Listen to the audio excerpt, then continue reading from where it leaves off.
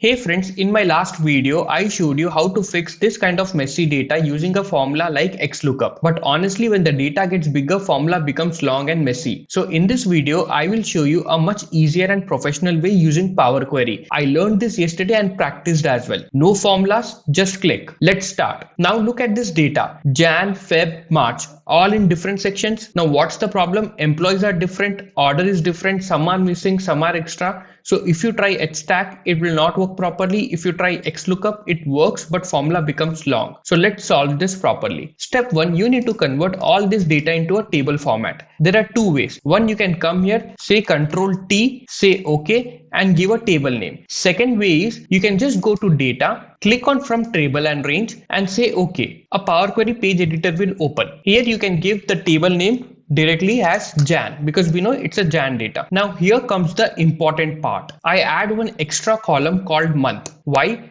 Because right now Excel doesn't know which row belongs to Jan, Feb or March. So I'm just telling Excel this all rows belongs to Jan. So what I will do, I'll go to add column. I'll create a custom column. I'll give it a name. Let's give it a name as month. And here I will write in inverted commas as Jan because we are writing a text and text is always written in inverted commas. I will say OK and you will notice we got our month. Okay. Now I'll go to home, close and load to. And here, instead of clicking on table, I'll create only connections right now and I will say OK. And you will notice queries and connection page is added and Jan is done. Similarly, I'll do for Feb. What I will do, I'll go to data from table and range, say OK. I'll give it a name as Feb for this table. Then I'll go to add column, custom column. Here, I will give a name as month. You need to make sure that across all your data, the headers are same, otherwise it will not work as we want. So I'll say month and I will give it as Feb in inverted commas. I will say OK. I'll go to home, close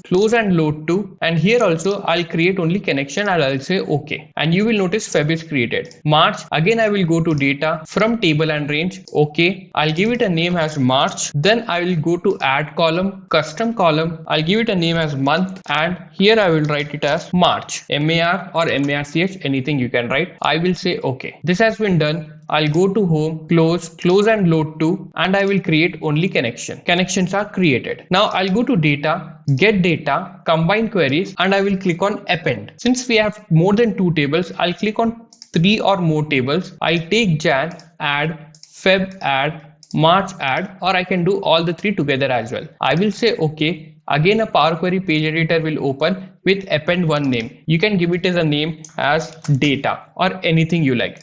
Right now you will see that it is stacked one after another. Okay, so you will click on the month column. Basically I want to pivot the month column. What pivot means? Converting values into column. Right now month is like Jan, Feb, March in rows, so I want them in a column. So I'll select the month column, go to transform, click on pivot column. In this value columns, I'll select as expense. Why expense? Because that's the number I want under Jan, Feb and March. And in the advanced option, I'll make sure it is at sum. I will say OK and you will notice got the data with one employee column and Jan, Feb, March data. Now I'll go to home, close and load to. And this time, instead of selecting only connections, I will select table and I will say OK, and we achieved our results without any formulas. If you like this tutorial and understanding, please do share and subscribe. There might be more easy ways to do it. I learned this yesterday, so I thought it's better to share it. Thank you so much.